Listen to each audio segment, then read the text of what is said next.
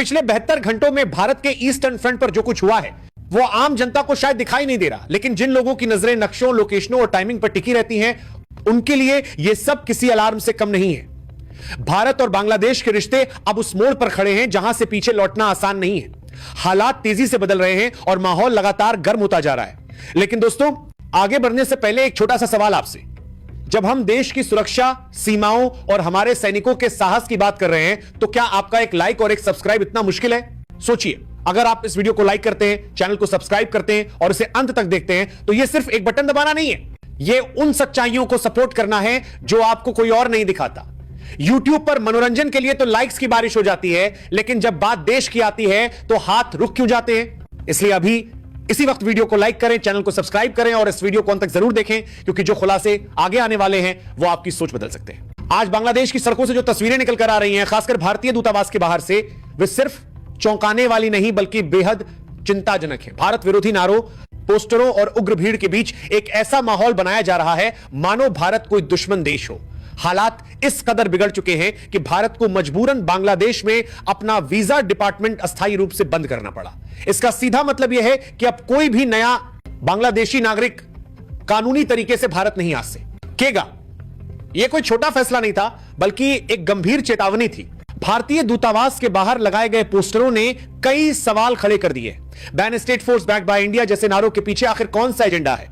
भारत आखिर किस state force को सपोर्ट कर रहा है? सच्चाई यह है कि इन प्रदर्शनों का कोई ठोस आधार नहीं। यह पूरी तरह भावनाओं को भड़काने और जनता को गुमराह करने की कोशिश है। एक सुनियोजित नैरेटिव तैयार किया जा रहा है जिसमें भारत को बांग्लादेश की राजनीति में दखल देने वाला देश बताया जा रहा है। हालात की गंभीरता को समझते हुए भारत सरकार ने बांग्लादेश के राजदूत को तलब किया और साफ शब्दों में कहा कि भारतीय दूतावास की सुरक्षा आपकी जिम्मेदारी है। इसके बाद वहां कुछ अतिरिक्त सुरक्षा बल तैनात जरूर किए गए, लेकिन जमीनी हकीकत यह है कि माहौल अब भी तनावपूर्ण बना हुआ है। भरोसा पूरी तरह से टूट चुका है और हर कदम फूंक फूंक कर रखा जा रहा है। इस पूरे प्रोपेगेंडा के पीछे एक बड़ा कारण शेख हसीना का भारत आना भी बताया जा रहा है। बांग्लादेश के अंदर और बाहर बैठे कुछ तत्व, खासकर पाकिस्तानी प्रोपेगेंडा मशीनरी, यह प्रचार कर रही है कि भारत एक डिक्टेटर को शरण दे रहा है। सोशल मीडिया पर झूठ और आधे अधूरे तथ्यों की बाढ़ सी आ गई है।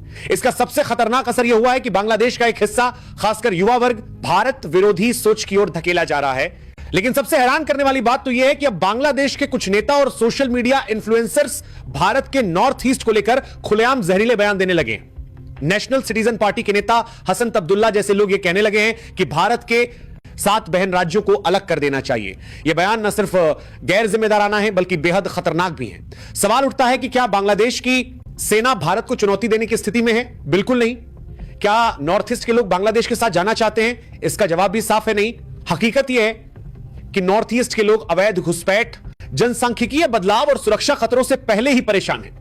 ऐसे में यह बयान सिर्फ सस्ती लोकप्रियता और आंतरिक विफलताओं से ध्यान भटकाने की कोशिश है।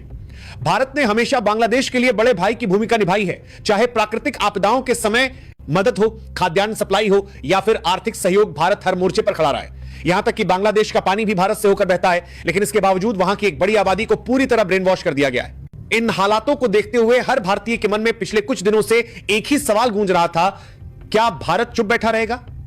क्या सिर्फ बयानबाजी होगी या कोई ठोस एक्शन भी देखने को मिलेगा? और दोस्तों, अब इस सवाल का जवाब मिल चुका है। भारत ने चुप रहने का रास्ता नहीं चुना है। इंडियन आर्मी ने मोर्चा संभाल लिया है और वो भी बेहद सोच समझकर। आज की इस कहानी में 2 बड़ी घटनाएं हैं जिन्हें समझना बेहद जरूरी है। पहली, मिजोरम बॉर्डर पर भारतीय सेना की वो हलचल जिसने पड़ोसी देश की धड़कनें तेज कर दी हैं, और दूसरी, देश के अंदर हरियाणा के रेवाड़ी में चला एक ऐसा क्लीन अप ऑपरेशन जिसने साफ कर दिया कि अब कोई ढील नहीं बरती जाएगी। रिपोर्ट्स के मुताबिक मिजोरम में भारत बांग्लादेश सीमा के बेहद करीब भारतीय सेना एक नया मिलिट्री बेस सक्रिय करने जा रही है। यह खबर कल रात सामने आई और इसके बाद से ही हलचल तेज हो गई। ईस्टर्न कमांड के GOC in C lieutenant general NC lieutenant के साथ मोताबिक सेना इनवेडबार की देरा प्रभास जारा से भारतीय सेना आरआरसी तिवारी खुद ग्राउंड जीरो पर पहुंचे। उन्होंने आइसवाल के पास थुआम्फुई आउटपोस्ट का दौरा किया और फिर बॉर्डर के बेहद करीब परवा और सिलसुरी जाप ऐसे संवेदनशील इलाकों का निरीक्षण किया। अब यहां समझना जरूरी है कि यह लोकेशन इतनी अहम क्यों है। परवा नाम की जगह बांग्लादेश के चिटागोंग से महज 50 किलोमीटर दूर है और